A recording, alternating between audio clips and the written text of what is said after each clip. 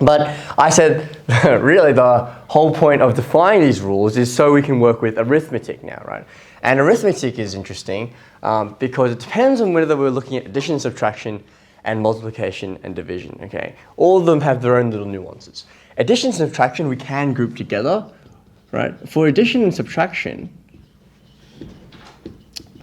kind of like with fractions, we just have to be careful, right? With fractions, we don't want to just kind of add across, right? We don't want to make mistakes like that. So we have a formal definition for this. Essentially, what we're going to be doing is we apply these arithmetic to the real and imaginary parts separately.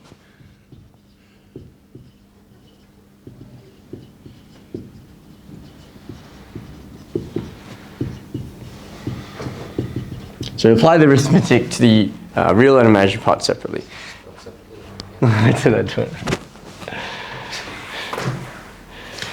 And there is a formal definition, and I'll write it down and see if you can make out what it's saying. So if I have, for example, a plus bi plus c plus di, so these are two complex numbers, that's going to be equal to, okay, what are the real parts here? Well, the real parts are a and c, yeah? So I've got, that's the same as a plus c. And then what are my imaginary parts? So I've got b and d, and again, kind of like we're doing over here, right? We can group them together in some sense. So we're saying, all right, the imaginary parts are b plus d, but because this is a complex number, we need that imaginary, right? In a general sense. Exactly, yeah. Sometimes it's zero there as a value, right? But in a general sense, this is what's going on, right? We're adding the real parts, we're adding the imaginary parts. And the same thing works for subtraction. So this is for adding them. And to subtract them, we do the same thing. So this is why I say we can, in a sense, treat them like adding variables, right? Because what we're doing is that we're adding the real parts, adding the imaginary parts. So when we apply this out, okay, it's kind of like gathering like terms, right? 3 plus 2 is 5. 5 minus 3i, positive 2i. Yeah. It's zero, okay. Don't worry, it gets better. So I'm going to subtracting is supposed to be a plus between the second part? Between the a minus c plus bracket. Is this one supposed to be a plus? Yeah, no, the one in the middle. Yes. Okay. It's got to think. Let me think. Yeah, I do have to think. I think the best way is to do an example. Where's an example? Let's finish off the adding first, and we'll come back to that.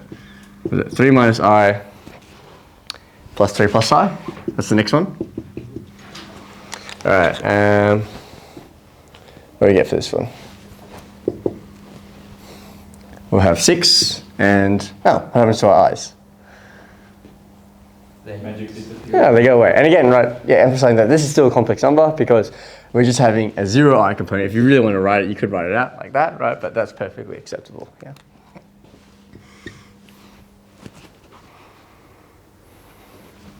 All right, so subtraction, we've got 2 minus I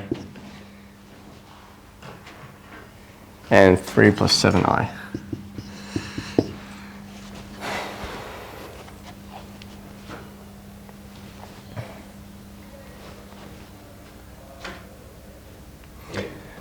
Okay, so let's go about it both ways. So the first way you can think about it is the expansion, which I generally kind of prefer because it makes it more familiar. All right, so we've got 2 minus I minus 3 minus 7i, and again, grouping like terms, we're going to get negative 1 minus 8i. So we get for C. Yeah. Yep. Does it work when we use this kind of form? Like this is the formal definition, right? Just giving that a go. If we're subtracting the real parts, we'll get, what's that, 2 minus 3. And what are the imaginary components? We've got negative 1 and 7. So we're doing minus 1 minus 7i. So what operation would go here? Well, according to this, it's an addition symbol, right?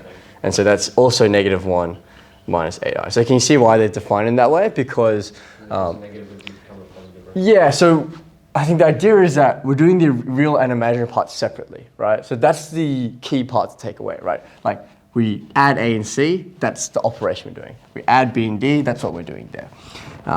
And when we're doing the subtraction, it's the same rule applies. Yeah. So we subtract these components separately and then put them together. Yeah. Because if we put a negative here, then yeah, that's not really in accordance with the rule that we've created. Yeah. We're not subtracting the real part and the imaginary parts together. Yeah, if that makes it clear. Yeah. Have a go at the next one for me.